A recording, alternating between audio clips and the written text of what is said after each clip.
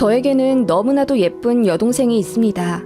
제 여동생은 어릴 적부터 서구형 미인처럼 늘씬하고 포토샵 한 것처럼 얼굴형도 완벽하고 정말 예뻤어요. 평범한 몸매에 그저 그런 얼굴을 가진 저와는 달리 제 동생은 부모님에게서 좋은 점만 물려받은 건지 외모가 출중합니다. 동네 어르신들이 얘는 무조건 미스 코리아 나가야 한다고 입에 침이 마르도록 칭찬하실 정도였지만 동생은 공부를 잘해서 학업에 뜻이 더 깊었어요. 저나 동생이나 둘 다 공부를 잘해서 같은 명문대에 진학했고 저는 공부 좀 더 하다가 전문 자격증 따서 사무실 차렸고요. 동생은 대기업 들어간다고 준비하다가 건강 문제로 포기하고 프리랜서로 쇼핑몰 모델 일을 하게 되었어요. 제 여동생이 화려하고 예쁜 외모와는 달리 은근히 내향형이라 남들에게 주목받는 것 별로 안 좋아해서 그 흔한 SNS도 없었는데요. 모델 일 시작하면서 계정을 하나 파서 포트폴리오 겸 사진을 올리기 시작했는데 굉장히 주목을 받게 되면서 팔로우 수도 금방 몇만 명이 되더니 제 여동생이 순식간에 유명해졌어요. 자세히 말하면 다 아실 수도 있어서 여기까지만 쓰고 생략하지만 여러 이슈들로 더 유명해지기 시작했고 협찬 광고비도 몇백만 원씩 턱턱 받으면서 승승장구하더라고요. 여동생이 타고나길 몸도 안 좋은데 무리하면 힘드니까 저희 가족들은 무리하지 말라고 염려했는데 동생은 물 들어오는 김에 노 젓고 싶다며 이 기회에 쇼핑몰을 내보겠다 하더라고요.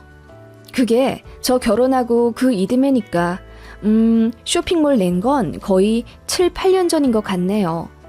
여동생이 영어도 잘해서 한국 시장, 외국 시장 둘 다 타깃으로 잡고 쇼핑몰을 했어요. 처음부터 꽤 잘 되긴 하더라고요. 초창기 한 달에는 몇백만 원씩 벌고 그랬는데 순식간에 연 몇십억씩 벌더라고요. 거의 기업 수준이었죠. 저도 여동생을 지켜보며 알게 되었는데 유명하면 할수록 돈을 벌게 되는 시스템이라고 하더라고요. 그래서 연예인들이 다 쇼핑몰 내고 그러는 것 같아요. 아무튼 제 여동생이라 하는 말은 아니지만 정말 예쁘고 똑똑하기까지 해서 더 잘 되었던 것 같아요. 정말 성실하기도 하고요. 처음에 인건비 아낀다고 본인이 쇼핑몰 제작부터 홍보, 세금 처리까지 모두 밤새가며 혼자 다 했거든요. 드러난 성공은 쉬워 보이지만 저희 가족은 제 여동생이 코피 터지게 노력한 걸 알기에 그 성과를 가슴 깊이 축하해주며 존경하고 있습니다. 제가 결혼하기 전과 신혼 초 때까지만 해도 여동생이 그리 잘 나가진 않았으니까 시댁에서도 제 여동생을 그냥 모델 알바 정도 하면서 근근히 용돈벌이 하는 젊은이라고 생각하셨던 것 같아요. 동생이 명문대를 졸업하긴 했지만 이렇다 할 직장을 가진 것도 아니었으니까요. 시댁, 특히 시어머니께서 제 여동생 걱정을 많이 하시더라고요. 아니, 정정하겠습니다.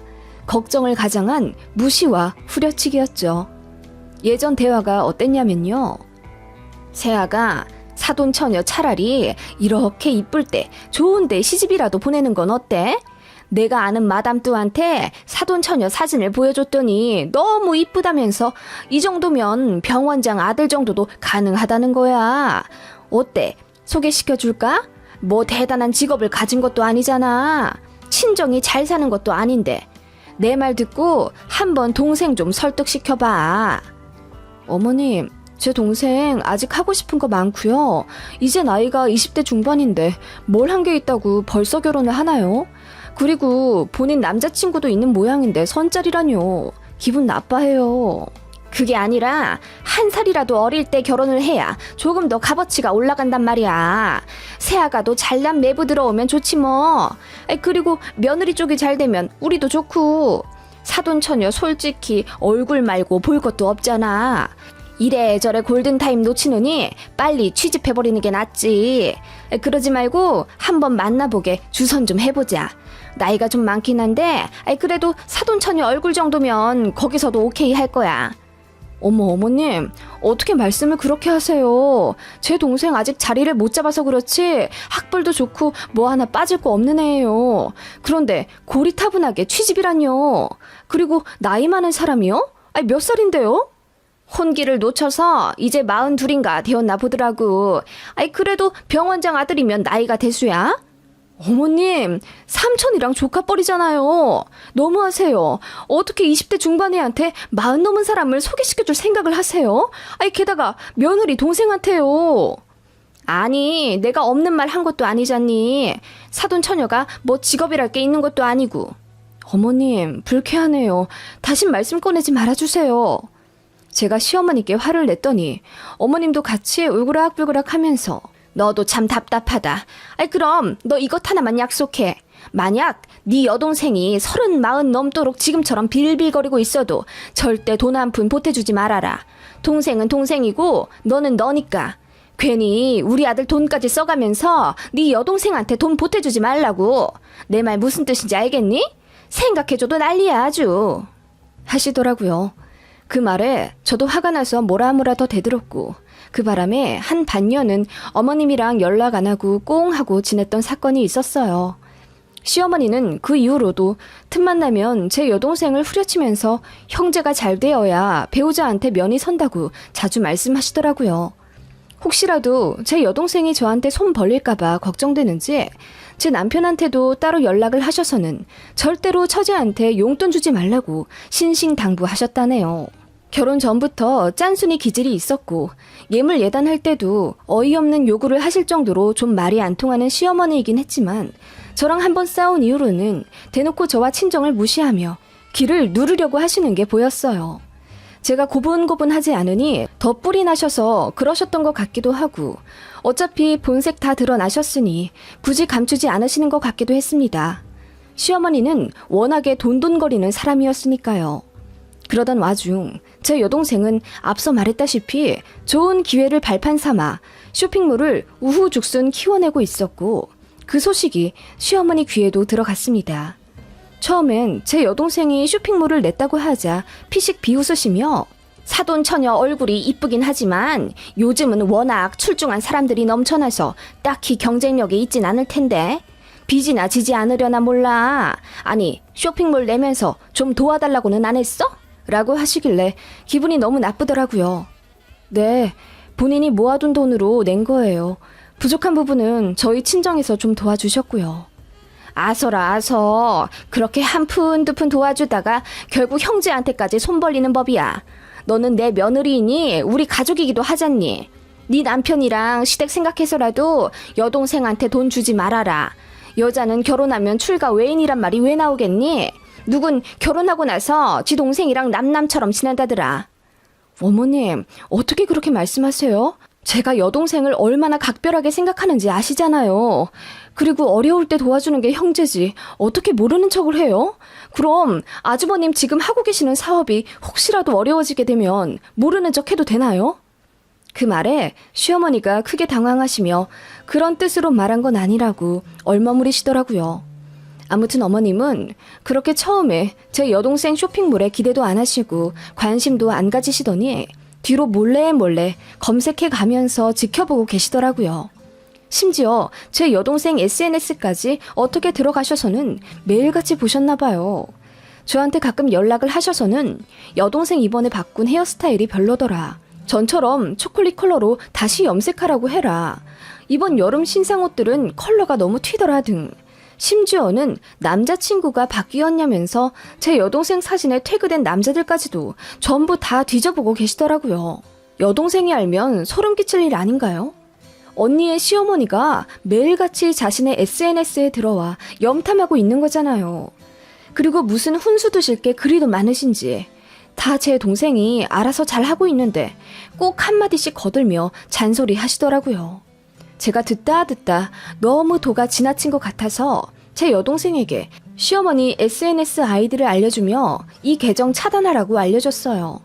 그랬더니 시어머니가 어떻게 또 사실을 아시고는 왜 여동생 SNS 사진이 하나도 안 보이냐, 혹시 차단한 거냐 버럭버럭 언성을 높이시며 흥분하시더라고요. 화가 난다기보다는 이제는 무섭다는 생각까지 들더군요. 왜 저렇게 제 여동생한테 집착하시는지. 아무튼 그런 일을 뒤로 하고 제 동생은 날이 갈수록 승승장구해서 인터넷 신문에도 여러 번 날 정도로 탑 쇼핑몰 리스트에도 들기 시작했습니다. 자체 모델도 두어 명 더 고용하고 강남에 사무실도 냈어요. 직원도 어느새 20명 남짓 늘어나 있더군요. 휴가철 같은 성수기엔 월 몇십억까지도 매출을 내는 거성급 쇼핑몰을 꾸려가면서 제 여동생은 그야말로 전문 CEO가 다 되었죠. 그 와중에 주식 투자도 성공해서 돈을 엄청 불렸나 보더라고요. 돈을 많이 버니 부모님한테도 효도하고 저한테도 이것저것 잘 사서 보내주고 그러더라고요. 처음엔 돈 좀 벌었다 싶었을 땐 친정에 안마의자 최상위 버전으로 사서 설치해 주더라고요. 저도 못한 걸 제 동생이 해드리니 민망하기도 하면서 너무 기특했습니다. 그리고 저랑 남편한테도 100만 원짜리 백화점 상품권을 턱턱 내주며 옷 사라, 가방 사라, 선물도 해주고 그러더라고요. 본인이 사업 잘 된 건 제가 늘 칭찬해주고 격려해줘서 응원받은 덕분이라며 말도 참 예쁘게 하는 여동생이었어요. 그런 여동생인데 저에게 얼마나 소중하겠어요. 제 남편도 연애 때부터 제 여동생을 잘 알고 있었고 몇 번 용돈도 준 터라 둘이 사이도 좋아요. 그래서 여동생이 제 남편한테도 고맙다면서 정장 한 번 뽑아주고 명품 지갑도 선물해주곤 했네요. 그런 일이 시어머니 귀에도 들어갔어요. 명절에 다 모여서 이야기하다가 또 어김없이 제 여동생 얘기가 나왔어요. 여동생이 준 상품권으로 백화점에서 고급 과일 사다가 시댁에 방문한 거였거든요. 그래서 그 얘기까지 하면서 남편이 자랑스레 본인도 처제한테 선물 많이 받았다 껄껄 웃었거든요. 그런데 시어머니가 입이 대빨 나오더니 아니, 내 건 없냐? 이러시는 거예요. 제 귀를 의심했어요. 솔직히 누가 언니의 시어머니까지 챙기나요? 그리고 여동생에게 받은 상품권으로 백화점 과일 사왔다고 하면 잘 먹겠다, 고맙다 한마디 하는 게 먼저 아닌가요? 거기다 가타부타 본인은 왜 안 챙겨주냐니 어이가 없어서 말문이 막히더라고요. 남편도 당황해서는 아이 처제가 엄마 걸 왜 챙겨? 나 챙겨주는 것도 간지덕지지. 와이프 덕에 콩고물 떨어진 거잖아. 라고 했더니 시어머니 하는 말이 아니 그래도 언니 시댁이면 본인이랑도 가족인 건데 어떻게 그렇게 나 몰라라 할 수 있는 거니? 돈도 많이 벌면서 자기 언니 시댁도 하나 안 챙기고 너무하다 얘 하시더라고요. 황당 그 자체라. 그 자리에 있는 사람들, 심지어 시아버지까지 그게 무슨 말도 안 되는 말이냐며 시어머니를 나무랐는데도 어머님은 끝까지 본인 고집을 지키시며 돈을 많이 벌면 사돈의 팔촌까지 챙겨야 하는 법이라며 언니 시댁에도 당연히 명절마다 한우 보내고 상품권 보내고 그래야 한다고 하시더라고요. 그 모습에 저는 화가 너무 났죠. 제 동생 잘 안 됐을 때랑 입장이 너무 다르시잖아요. 어머님, 제 동생 잘 안 풀릴 때는 뭐 남남처럼 생각하고 용돈도 주지 말라고 하시더니 제 동생 잘 되니까 이제사 가족이라고요? 이렇게 입장이 바로바로 바뀌실 거면 제 동생 쇼핑몰 잘 안 됐을 때 조금 도와주시지 그러셨어요. 그게 맞지 않나요? 제가 한마디 하자 어머님이 얼굴이 빨개지시며 얼머무리시더라고요. 진짜 황당했습니다. 놀부심보도 유분수지. 어머님 때문에 남편도 덩달아 제 눈치 보고 아무튼 분위기가 정말 안 좋았습니다. 그 후 제가 남편에게 단돌이 했죠. 어머님 입에서 제 여동생 얘기 이제 안 나오게 해달라고. 어느 시어머니가 며느리 여동생한테까지 참견을 하냐고 기분 나쁜 티를 팍팍 냈더니 본인도 자기 엄마가 너무한 거 잘 알더라고요. 그렇게 잠잠한가 했습니다. 어머님도 더 이상 제 앞에서 제 동생 얘기하지 않았고 아니 안 하려 노력은 했지만 궁금해 죽겠는지 늘 떠보려고 하시더라고요. 그렇게 몇 년이 지났고 여동생은 그야말로 한 기업 수준으로 돈을 쓸어 모으게 되었어요. 연매출 10억을 찍더니 그 이후로 성장이 급상승해 20억도 금방 찍더라고요. 저희 친정집에 리모델링도 싹 해주고 저한테도 6천만 원짜리 SUV를 하나 뽑아줬어요. 남편도 덩달아 신나서는 입이 찢어져라 행복하더군요. 막내 덕을 보니 기특하면서도 한편으로는 미안한 마음이 드는 건 어쩔 수가 없더라고요. 제가 할 수 있는 건 이따금 여동생 집에 가서 반찬 좀 해주거나 건강 챙기라고 때마다 한약 지어주는 정도, 그 정도였습니다.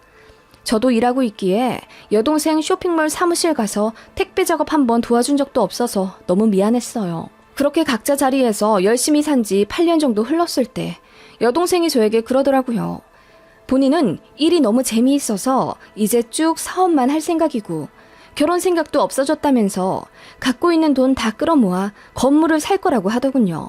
110억 정도 벌었는데 여기서 몇십억 더 대출받을 거라고 얘기해 주더라고요. 여동생은 항상 생각이 깊었기에 저는 언제나처럼 응원해줬고 제 동생은 그 몇 달 뒤 차근차근 서류 준비를 하더니 정말 어느 수도권 번화가에 있는 신축 상가 건물을 하나 매매했어요. 저희 부모님과 저는 너무나도 축하해줬고 여동생은 본인이 잘한 결정인지 모르겠다며 혹시라도 손해보게 될까봐 불안해하길래 가족으로서 무조건 덮어놓고 격려만 해줬습니다. 그 얘기가 시어머니 귀에까지 들어갔어요. 제 여동생이 상가 건물을 산 게 그 지역 맘카페에 올라왔고 시어머니가 검색하다가 어떻게 그 사실을 알게 되신 모양이었어요.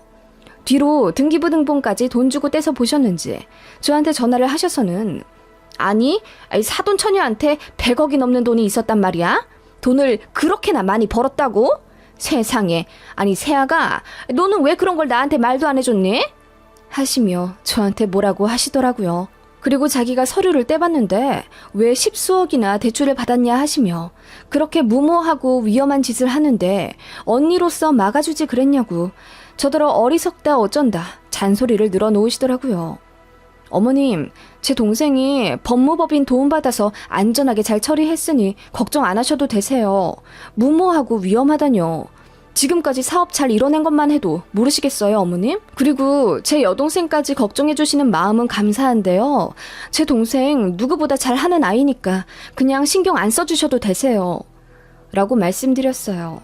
더 좋고 정중하게 말씀드릴 수도 있겠지만 솔직히 어머님의 관심이 너무 지나쳐 불쾌함을 느꼈거든요. 아무튼 그랬더니 어머님이 같은 가족이라 걱정이 되는 건 어쩔 수 없다 하시며 또 가족 드립을 하시더라고요. 진짜 언제는 가족 아니고 남남처럼 굴라더니 잘 되니까 가족? 어이가 없고 웃겼습니다.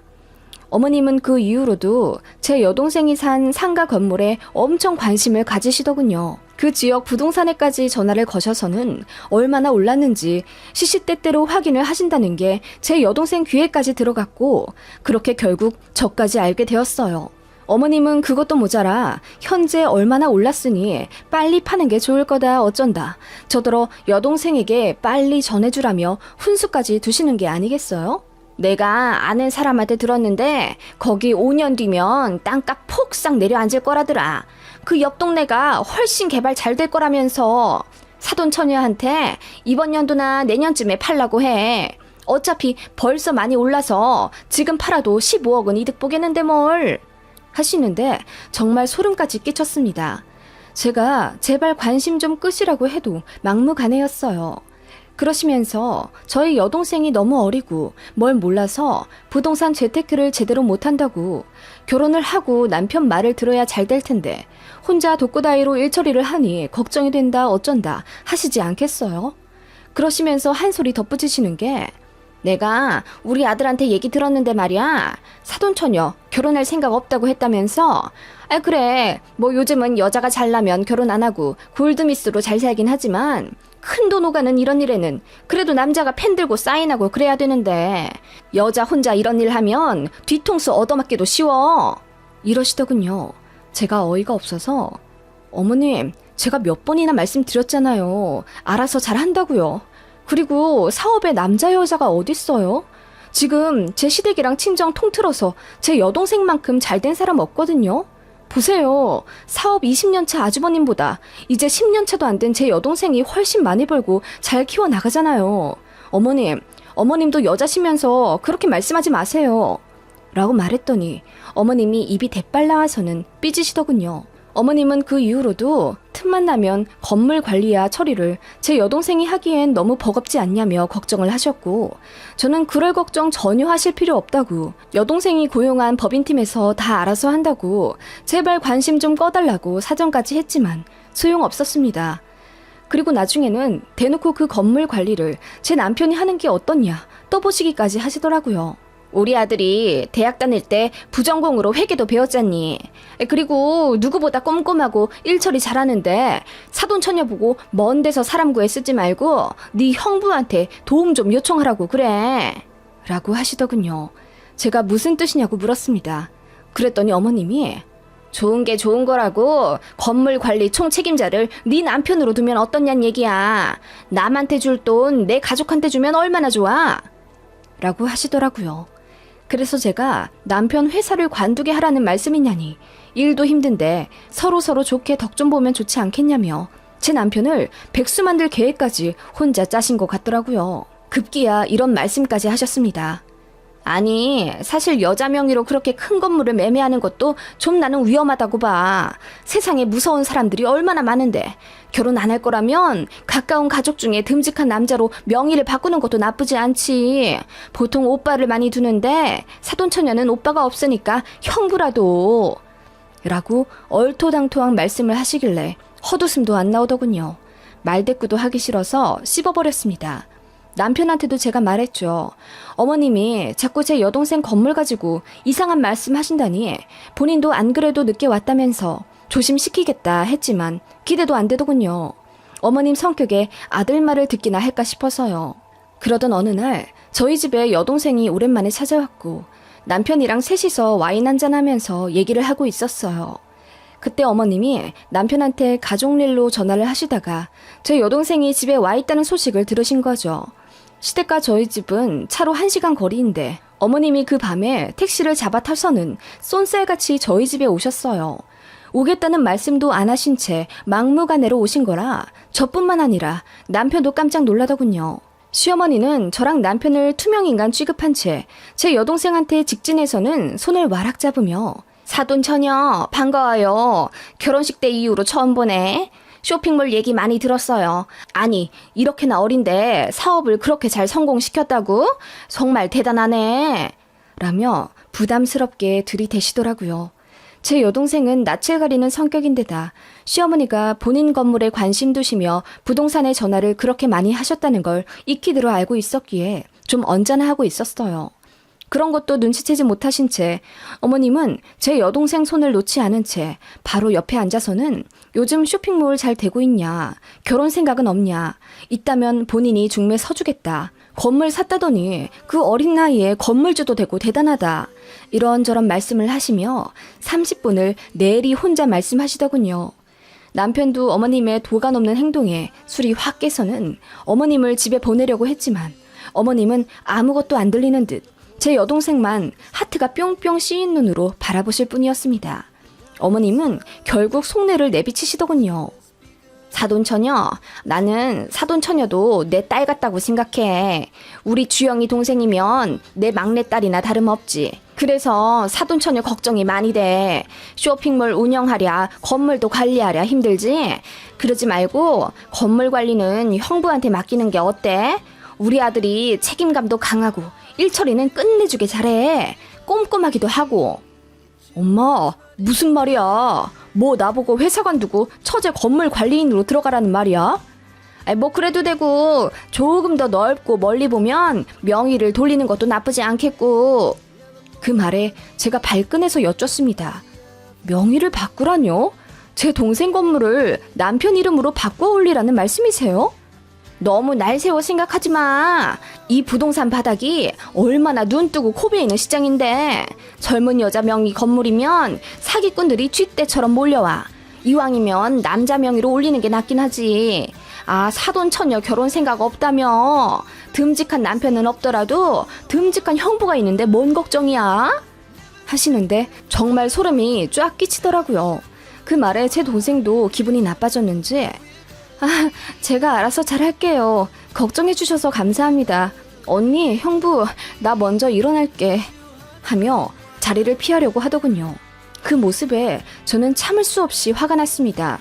모처럼 여동생과 좋은 시간 보내고 있는데 막무가내로 찾아와 이렇게 여럿 불편하게 만드시는 시어머니 때문에 기분이 너무 나빠졌거든요. 어머님, 그게 무슨 말씀이세요? 제 여동생이 힘들게 번 돈으로 산 건물이에요. 그런데 명의를 제 남편으로 돌리라뇨? 아니, 제 이름도 아니고 남편이요? 너무 속보이시는 거 아니에요? 왜 저는 건너뛰고 어머님 아들로 명의를 돌리라고 하시는 거예요? 제가 소리치자 어머님이 당황하시면서 그런 뜻이 아니라고 손살에 치시더군요. 그때 제 여동생이 끼어들어 말하더군요. 언니, 그러지 마. 걱정돼서 그러시는 거잖아. 어르신, 신경 써주셔서 감사해요. 맞아요. 쥐떼처럼 몰려오는 사기꾼들 참 많죠. 남자 명의가 필요한 날이 오면 제가 저희 아버지한테 부탁드리면 돼요. 라고 했더니 시어머니가 얼굴이 울그락불그락 하면서 아무 말 못하시더군요. 솔직히 제 여동생 말이 사이다였습니다. 그렇잖아요. 가족 중에 남자가 왜 저희 남편뿐인가요? 저희 아빠는 남자 아닌가요? 그것도 그렇고 명의 어쩌고 저쩌고 하면서 슬그머니 그 건물을 본인 아들 배에 채워주려고 하는 게 너무나도 괘씸하더라고요. 그래서 제가 말했죠. 옆에 남편이 있든 없든 상관없었습니다. 어머님, 언제는 제가 결혼했으니까 제 여동생을 남남처럼 생각하라고 하셨잖아요. 제 여동생 힘들어도 도와주지 말라고. 혹시라도 제 여동생이 잘 안 돼서 저한테 손 벌릴까봐 전전긍긍 하실 땐 언제고. 이제와 막내딸이라는 둥, 가족이라는 둥 그러시는 거예요? 잘 안 되면 남이고 잘 되면 가족인가요? 어머님이 그렇게 나오시는데 어떻게 좋게 생각할 수가 있을까요? 정말 눈 뜨고 코 베일 수도 있는 건 지금 같은 상황이 아닐까요? 제 말에 시어머니가 어머어머 소리를 내며 도움을 요청하기라도 하듯 남편을 쳐다봤지만 남편도 꿀먹은 벙어리 마냥 아무 말 못하더군요. 지가 생각하기에도 창피하다 이거죠. 제가 어머님 너무 속 보이시는 거 아니냐고. 결국 생각하는 건 어머님 아들밖에 없으시면서 뭘 제 동생까지 가족이라고 하시냐고 꼬집어 말했더니 어머님 얼굴이 새빨개지셔서는 저더러 말을 너무 심하게 한다고 소리를 빽 지르시더군요. 그러더니 도망치듯 나가셨습니다. 남편이 뒤늦게 쫓아가던데 전 나가보지도 않았고요. 여동생한테 한 방 쏴준 거 고맙다고 했습니다. 남편 앞에서 어머님 쪽준 건 죄송하긴 하지만 그래도 남편이 이해해야 한다고 생각했어요. 거의 10년 동안 여동생에 관해 제가 많이 참았잖아요. 이거 이해 못해주면 저는 이혼할 생각도 있었습니다. 저희 친정까지 무시하시는 거라고 생각했으니까요. 다행히 남편도 본인 어머니가 지나치다고 판단하고 있었고 부끄러워 하더라고요. 그래서 부부싸움은 하지 않았지만 그 일로 시댁이랑 대면대면해지는 계기가 되었죠. 그렇게 대놓고 한 소리 하니 어머님도 더 이상 제 여동생 얘기 꺼내지 않았고요. 또 꺼내면 저는 또 지랄할 겁니다. 제가 너무 한 건가요? 사이다까진 아니지만 그래도 시원하다 생각하는데요.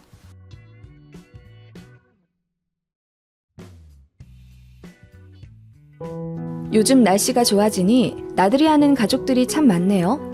저 역시 내년이면 뱃속의 아기와 함께 세상 이곳저곳을 구경 다닐 생각에 벌써부터 가슴이 두근거린답니다.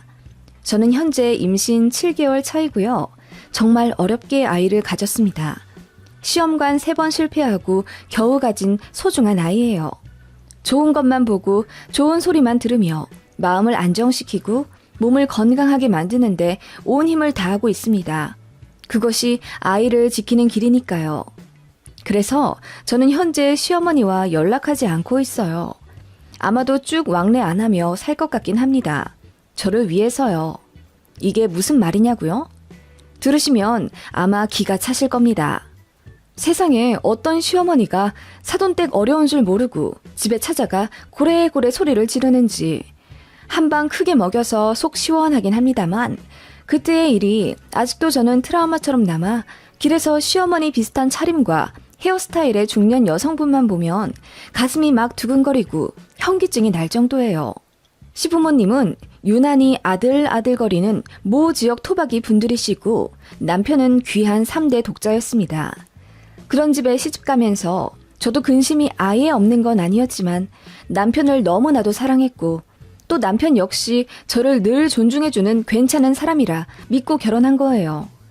연애 4년 동안 단 한 번도 싸우지 않았고 그 치열하다는 결혼 준비 과정에서도 남편과 단 한 번의 언쟁이 있던 적이 없어요. 물론 시어머니의 입김 때문에 기분이 안 좋은 적이 몇 번 있긴 하지만 때마다 남편이 책임감 있게 막아주었습니다. 그렇게 결혼을 했고 저희도 의뢰 다른 부부들처럼 가족 계획을 했죠. 저나 남편이나 9to6 근무가 가능하고 휴가나 연차 쓰기도 자유로운 직업이라 아이를 가져도 조부모나 도우미 손 안 쓰더라도 잘 키울 수 있는 조건이었습니다. 그래서 연년생도 가능하니 터울 적게 3명 낳아 잘 키우자는 계획을 갖고 있었습니다. 저도 외동이라 형제 많은 집이 부러웠거든요. 저희 친정에서는 그렇게 많이 낳아 뭐 하냐며 아이를 낳는 것도 키우는 것도 엄마가 제일 고생한다며 제 생각해서 하나나 둘 정도에서 끝내라고 말씀하셨죠. 저희 시부모님은 조금 다르셨습니다. 역시나 아들 타령이시더군요. 아들 안 낳으면 대 끊긴다는 드라마 대사 같은 소리를 제가 듣게 될 줄은 몰랐습니다. 그런데 넌 그렇게 말라서야 애는 제대로 낳겠니? 골반 작은 것 좀 봐. 자고로 여자는 궁둥짝도 푹만 하고 어느 정도 살이 있어야 젖도 잘 나오지. 솔직히 말해서 우리는 네가 눈에 안 찼어. 반대했는데 우리 아들이 좋다는데 어떡하니? 암튼 너는 뭐 애를 낳긴커녕 임신도 제대로 못할까봐 얼마나 내가 걱정하는지 아니? 얘 우리 집 시집 왔으면 무조건 아들 낳아야 해. 첫째는 딸 낳아도 상관없는데 둘째는 무조건 아들이어야 한다. 안 그러면 대 끊겨. 우리 집안이 어떤 집안인데? 이 말을 신혼여행 다녀와서 시댁 인사드리자마자 듣게 되었습니다. 저를 사람으로 생각한다기보다는 본인 집안에 손주 낳아줄 도구나 수단으로만 생각하신다는 게 노골적으로 느껴지는 말들이었죠. 제 골반과 바스트는 오롯이 손주만을 위한 것으로 보였나 봐요. 너무 수치스럽고 화가 나더라고요. 남편 역시 길길이 날뛰면서 어떻게 자기 와이프한테 그렇게 말을 하냐며 화를 냈고 분위기가 순식간에 험악해져서 인사도 제대로 못 드리고 바로 서울 신혼집에 올라왔었던 기억이 납니다. 올라오는 차 안에서 저는 펑펑 울었고 남편은 앞으로 시댁에 연락할 일은 다 본인이 할 테니 너무 신경 쓰지 말라고 하더군요. 그리고 시부모님 대신해서 자기가 사과한다고 진심으로 미안해 하는데 뭐 어쩌겠어요. 가슴속에 상처는 있지만 그걸로 당장 이혼을 생각할 수는 없는 노릇이었죠. 게다가 신혼이었으니까요. 그렇게 시댁과 대면대면해지는 계기가 됐던 일이었습니다. 제 남편이 시어머니에게 절대로 며느리한테 전화해서 이상한 소리 하지 말라고 신신당부한 덕분인지 어머님은 저에게 거의 전화하지 않으셨습니다. 저도 명절 때나 찾아뵈서 인사드리는 정도였고 남편도 저와 시댁 사이가 딱 그 정도로 거리 유지되길 원했어요. 살가운 며느리 할 생각도 하지 말라고 하더군요. 자기가 본인 엄마를 알아서 하는 말인데 좀 어려워야 뻘소리도 안 하고 예의 차릴 거라며. 그게 딱 1년 정도 가더라고요. 결혼 2년 차 되니 슬슬 시어머니로부터 연락이 오기 시작했고 아니나 다를까 손주 타령이셨습니다. 애는 안 갔니? 남들은 결혼하자마자 바로바로 쉽게 임신들 하던데 너는 왜 아직도 소식이 없니? 피임이라도 하는 거야? 대놓고 피임을 하냐고 물어보시는 시어머니 말씀에 절로 얼굴이 빨개지더군요. 제가 아니라고 얘기하자 어머님이 이러시더라고요. 딱 올해까지만 기다린다. 올해까지 소식 없으면 내가 너 데리고 한의원 다닐 거다. 그렇게 알고 있어. 아들 무서워서 그동안 아무 말 못하고 있었는 줄 아니? 네가 하도 스트레스 받는다길래 혹시라도 애 안 들어설까봐 우리가 배려한 거야. 알겠니? 라며 본인 하실 말만 다다다 늘어놓고 전화를 끊으시더군요. 1년 기다리겠다는 시어머니의 말은 정말이었습니다. 그렇게 그해 연말까지 손주 얘기를 일절 안 꺼내시더니 그 이듬해까지 저희가 임신했다는 소식이 안 들리자 저희 신혼집에 말도 없이 찾아오시더군요. 연락도 없이 집 앞에 찾아오셔서는 아직 일하고 있는 저에게 전화를 걸어 현관 비밀번호를 알려달라 다짜고짜 소리를 지르시더라고요. 너무 황당했지만 솔직히 어르신인데 어떻게 문 밖에 세워두고 저 갈 때까지 기다리시라 할 수 있겠어요. 그래서 비밀번호를 알려드렸더니 집 여기저기를 다 뒤지신 모양이었어요. 퇴근하고 부랴부랴 집에 도착하니 집안이 난리도 아니더라고요. 냉장고 안에 있는 음식들도 죄다 밖에 나와 있었고 옷장 안에 있는 옷들은 다 꺼내진 채 제 속옷까지 막 나뒹굴어져 있는 거예요. 그리고 잠은 안방에서 자지만 각자 방이 있어요. 가끔 재택해야 하는 일이 있어서 컴퓨터도 각자 방에 놓았거든요. 아무튼 제 방까지 다 엉망으로 헤집어 놓으신 채 거실 소파에 앉아 계시길래 제가 너무 화가 나서 어머님 왜 저희 짐을 다 꺼내 놓으셨어요? 이건 너무하시잖아요. 라고 했더니 어머님이 노발대발 화를 내시며 너무해? 너무한 건 너다. 세상에 너 임신 준비는 하고 있긴 한 거냐? 내가 너 몸 비리비리해서 임신 잘 안 될 것 같다고 얘기했지. 그러면 노력을 해야 할 것 아니야. 이런 풀떼기 같은 것만 먹으니까 여태 살도 안 찌고 몸이 그 모양이지. 그리고 속옷은 왜 우리 아들보다 윗서랍에 있니? 네가 더 아래 서랍을 써야 애가 들어서지. 라며 말도 안 되는 이야기를 하시길래 머리가 띵하더라고요. 제가 황당해서 입만 벌리고 있으니 어머님이 혀를 끌끌 차며 이따위로 하고 살 줄 알았다. 진작 와서 좀 살펴볼 걸 그랬다고.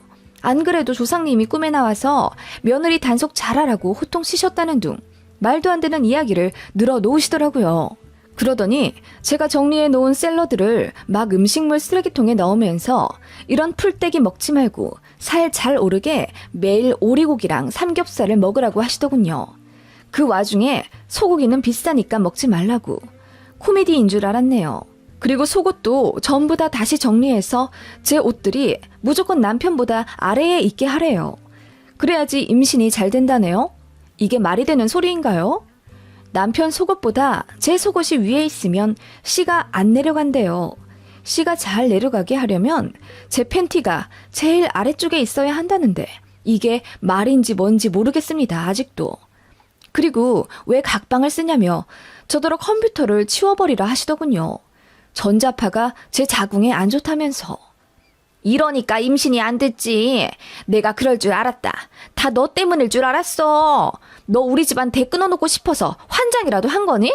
어쩜 내가 생각한 대로 그대로 살고 있냐? 하시며 난리를 치시던 와중 남편이 급하게 들어왔고 시어머니에게 제가 처음 보는 얼굴로 크게 화내며 무례하다고 난리를 치더라고요. 어머님은 처음엔 놀라시더니 나중엔 눈물을 글썽이시며 여자 하나 때문에 지 낳아준 엄마한테 소리친다, 서럽다, 어쩐다 하시더라고요. 결국 남편이 어머님을 내쫓듯 호텔을 잡아들이고 왔고 저는 그제야 긴장이 풀리고 서러움이 몰려와 펑펑 울었습니다. 남편은 앞으로 다신 이런 일 없게 자기가 잘하겠다곤 했지만 솔직히 그때 처음으로 결혼 후회했네요. 어머님이 이렇게까지 말 안 통하는 진상이실 줄은 몰랐거든요. 네이트판 같은 거 많이 보긴 했지만 진짜 상상도 못했습니다. 그 일로 남편은 저에게 더 잘해줬고 지극정성으로 제 컨디션 돌보아가며 더 자상해졌습니다. 남편도 이렇게 노력하는데 저도 꽁 하고 있을 건 없고 둘이 잘 살려고 결혼한 건데 저 혼자 마음 썩혀봤자 도움될 것 없다고 생각해서 애써 시댁 생각을 안 하려 노력했죠. 그런데 임신은 잘 안 되더라고요. 사실 결혼하자마자 시도했는데 2년이 다 돼가도록 착상조차 안 되는 건 문제가 있을지도 모른다는 생각에 결혼 2주년 지나고 한 3개월 뒤부터 병원을 찾았습니다. 먼저 저 혼자 산부인과에 갔는데 그 흔한 물혹도 없고 자궁도 깨끗하다고 하시더라고요. 혈압이나 간 수치 같은 것도 전혀 이상 없고 오히려 건강 체질이라고 했어요. 저보다 더 마르고 더 허약한 체질도 임신 잘만 돼서 오니까 전 걱정이 되면 남편이랑 같이 난임병원에 가서 제대로 체크해보라고 하더군요. 그때까지만 해도 남편에게 문제가 있을 거라는 생각을 전혀 못해서 저는 한의원에 먼저 갔어요. 제 체질 문제일 수도 있다는 생각에 용하다는 한의사 선생님을 어렵게 찾아뵙고 진단을 받았는데 제 몸 역시 조금 마르긴 했어도 찬 기운은 안 느껴지고 오히려 임신이 잘 되면 잘 됐지 안 될 몸은 아닐 것 같다고 하시더라고요. 제가 혹시 몰라 몸을 보강할 수 있게 한약을 지어주실 수 있냐 했더니 그럴 필요 없다며 약도 따로 지어주지 않으셨어요. 그 정도 되니 자연스럽게 남편에게 난임병원을 권할 수밖에 없었고 남편도 흔쾌히 알겠다며 같이 다니자고 하더군요. 제가 전 병원에서 받은 소견서를 난임병원에 제출했고 새로 등록한 병원에서도 역시 제 쪽에서는 별 문제가 안 보인다고 했습니다. 그래서 남편이 휴가를 내어 신체검사와 정자검사 등을 받기로 했어요. 그런데 청천벽력 같은 이야기를 듣게 되었어요.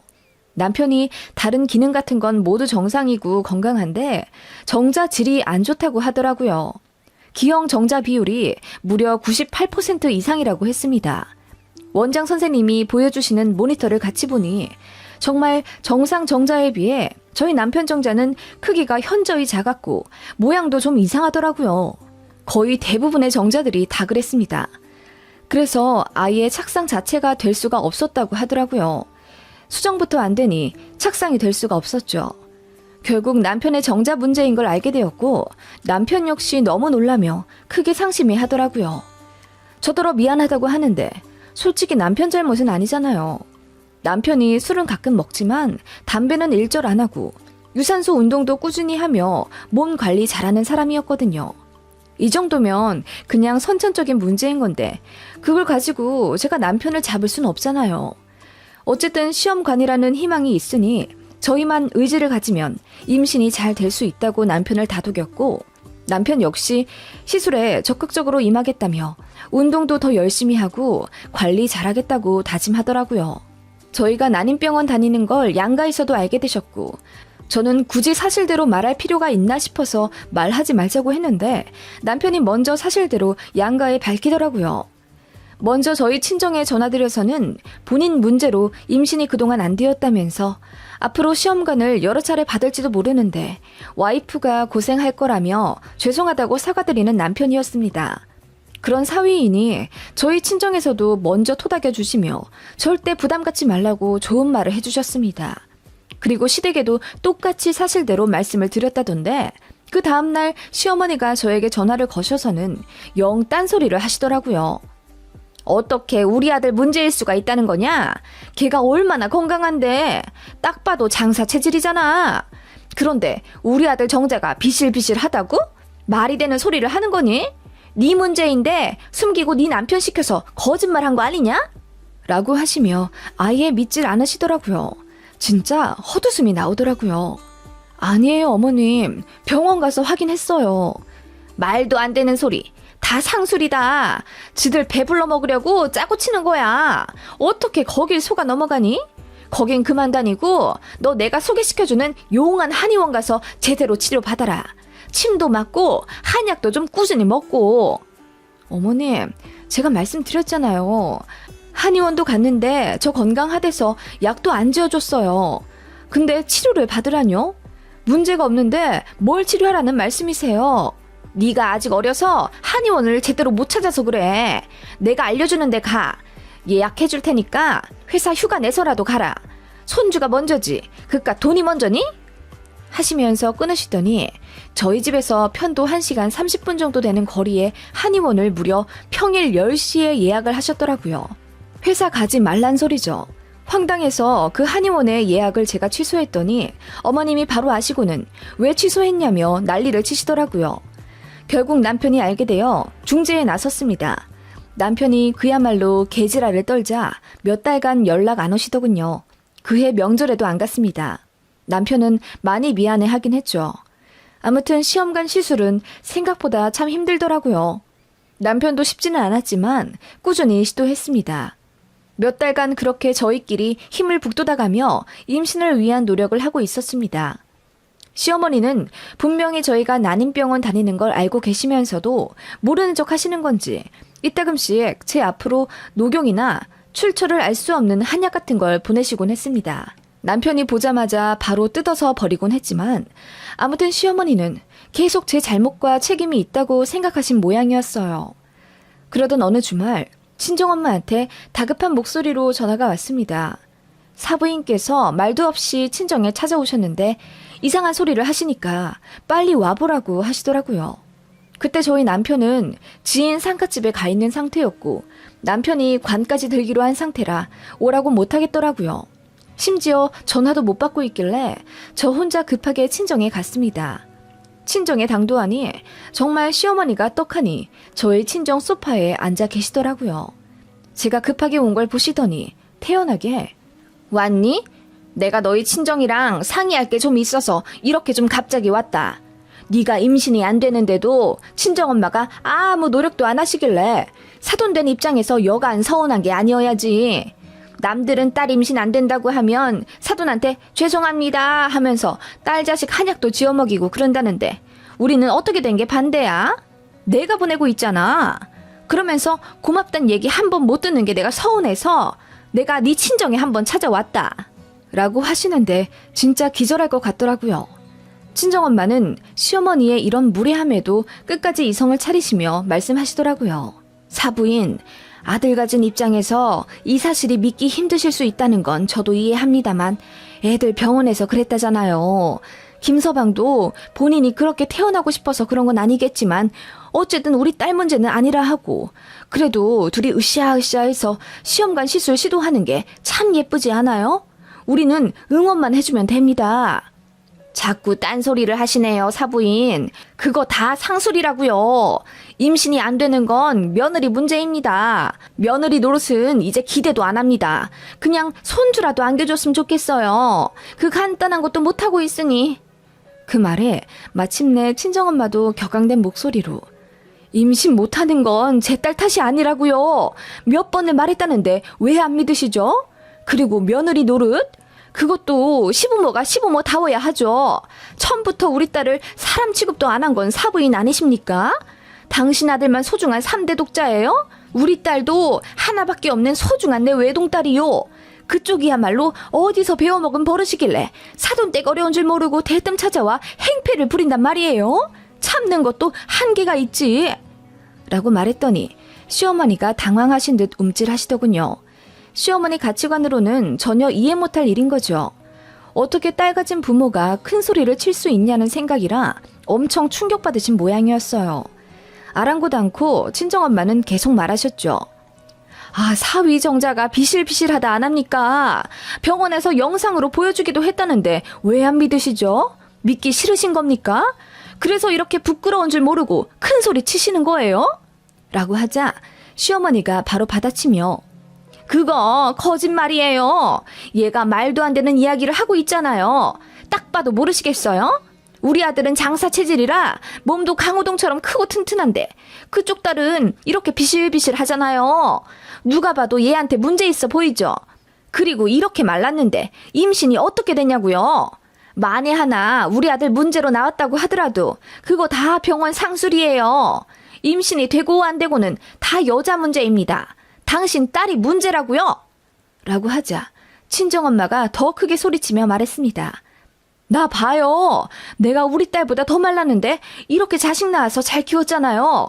차라리 마른 게 낫지. 뚱뚱하면 임신이 더 안 된대요. 그것도 몰라요?